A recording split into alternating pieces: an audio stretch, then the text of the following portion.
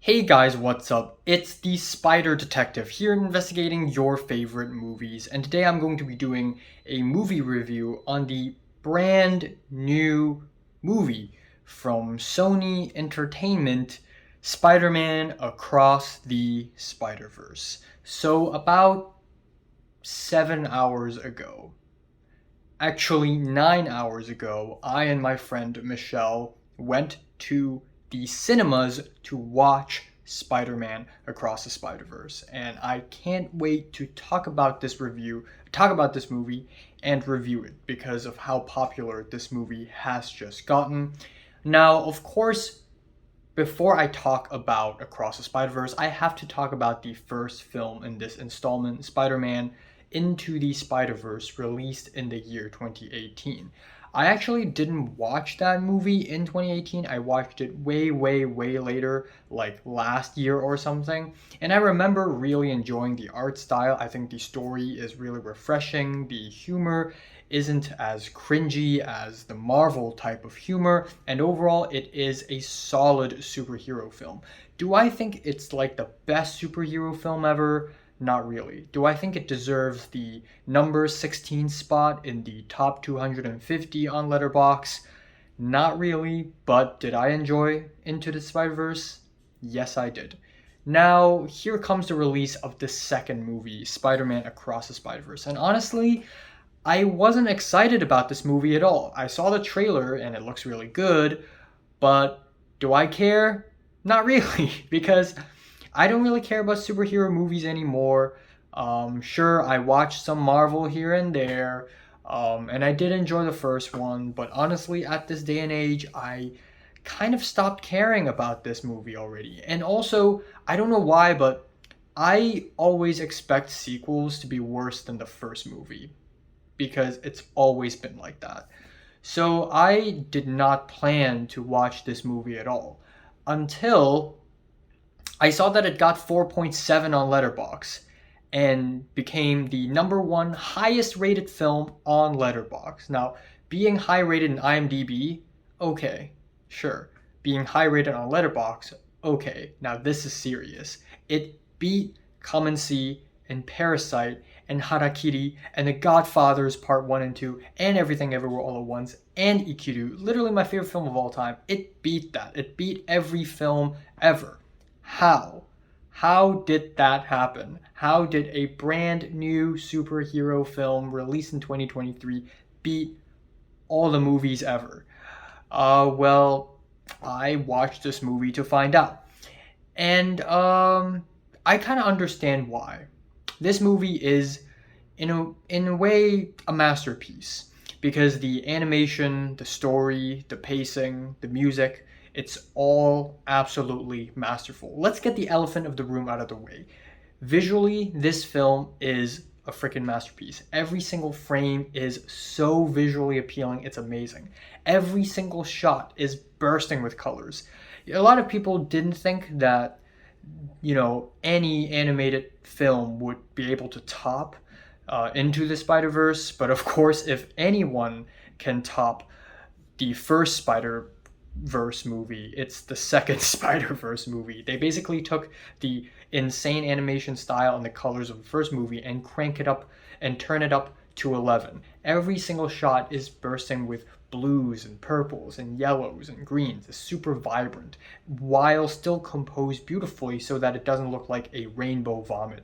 And then we have the animation styles. It blends 2D with 3D, with stop motion, with CGI, with live action, with old school comic book art style to new school PS5 graphic style to Legos, like any animation style, you name it, it's here. It's gonna show up in this movie, and not like for, per scene, more like per shot. Like every single shot, a new animation style pops up. A new animation style pops up in the middle of the shot.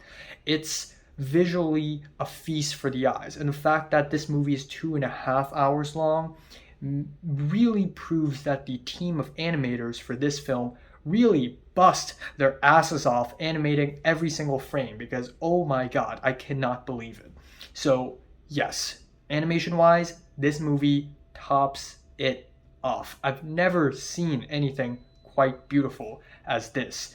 And yeah, sure, there are a lot of beautiful hand-drawn animes, not to exclude them and put them out of the question, but I'm just saying that the animation style of this film really readily made this one of the most well animated superhero films of all times, point blank, period, full stop.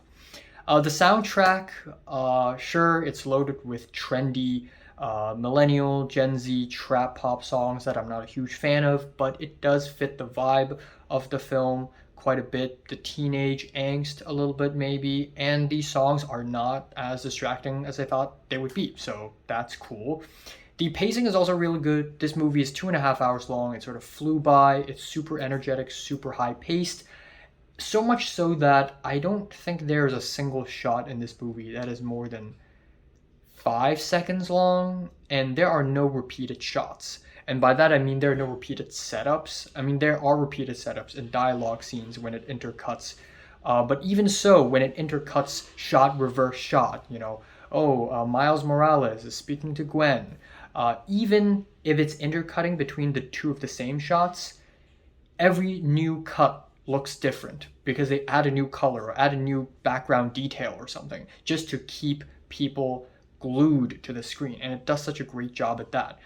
And of course, you get all the Spider-Man Easter eggs, you get the Tobey Maguire, you get the Andrew Garfield.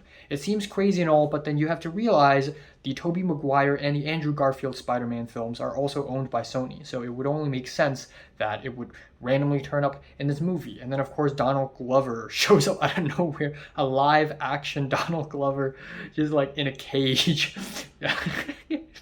That was really funny. I like that.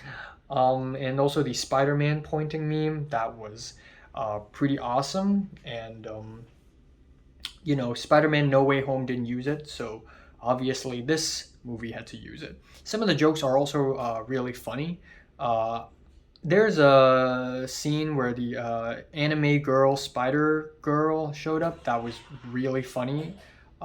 Ironically, I guess, because she looks like a fusion between Megumin in Konosuba and like freaking Rei from Evangelion. She looks like she's seen some shit. The villains are both amazing. We have a double villain, and usually that's hard to pull off, but this movie pulled it off really, really smoothly and naturally. I like Spots. Starts off like a joke. He's like one of those joke characters, like, ooh, Spider-Man's fighting some side villain in the first act, and then we have the real villain. Turns out this side villain is the real villain. It gets more and more serious, which is a pretty awesome, simple, but effective plot device. And then we have Miguel O'Hara, played by Oscar Isaac, who is an antagonist. I wouldn't say a villain. He's like the leader of the Spider-Men, the leader of all spider people around the world. And he's really great as well. Scary, layered, you name it. The conflict is really well written as well. I know it runs on superhero movie logic and it doesn't really make a lot of sense. I get it. But I like how the writers use the Spider-Man narrative and pit it against the concept of Spider-Man itself, if you know what I mean. So it's like a story play. It's kind of meta. It's kind of meta narrative. It's really cool. And then we have the ending, which is a huge cliffhanger. When we all saw the ending in the cinema, in the theater, we're all like, what? And it just ends. And it's like, and my friend sitting beside me was like, what's the time? And I looked at my phone and it's 6 p.m. 2.5 hours had gone by just like that. And yeah, the opening scene, beautiful. Beautiful, beautiful, beautiful. Act 2 in Mumbai, like Mumbai, but in Manhattan. That was really fun. Again, like multiverse movies, sometimes really disappoint because they don't test their own limits. But then once in a while you get hot dog for fingers, and then once in a while you have Manhattan, New York, but what if they're all Indian? And that's basically Act 2. And then we have Act 3 at the headquarters. Amazing sequence. Absolutely amazing sequence. Not only is it beautifully animated, full of Easter eggs, full of energy, but also just the dynamics between all the characters. It's just rapid fire, and then the small lead up to the ending, where I guess I can't spoil it, but we jump to a new universe, and it becomes like a spy thriller. Not really spy thriller, but it feels like a spy thriller with one of the Spider Woman with the afro hair on a motorbike, sort of like stalking, and then we have other characters like secretly teaming up. It turns into a bit of a thriller, which really heightens the suspense a lot more. And yeah, if there's one issue, it would be the dialogues are a bit hard to hear at times. I picked up maybe 90% of the dialogues, but sometimes five people would be talking while we have a bunch of sound effects, while we have music in the back, and you don't really know what you're listening to. And I guess I love this film for sure. Do I think it deserves the number one spot in Letterboxd though? Not really. It's great, but it is as great as a superhero film can get, in my opinion. It didn't really make me head over heels emotional. I didn't cry out loud watching this movie. My mind isn't blown. There aren't a lot of twists and turns that redefine my understanding of cinema, like Parasite. When I watched Parasite, it just maybe it's because at that point I hadn't seen that many films yet, but it just like completely shattered my brain. And now Parasite is number three in the letterbox, which is still really great, but I wouldn't rate it lower than this movie. But even so, I would say this movie goes toe to toe with The Dark Knight as the greatest superhero movie of all times, which is a huge statement. Movies like this really come once in a while, once in a very long time, and this is without a doubt a masterpiece in animation. And without a doubt, in the following years, a lot of movies, a lot of animated features and shorts will try to copy this and fail miserably because Spider-Verse just slaps really hard. I'm giving Spider-Man Across the Spider-Verse a strong 9 out of 10. So, have you watched this movie? Comments below, let me know. Subscribe if you want more, and thanks for watching.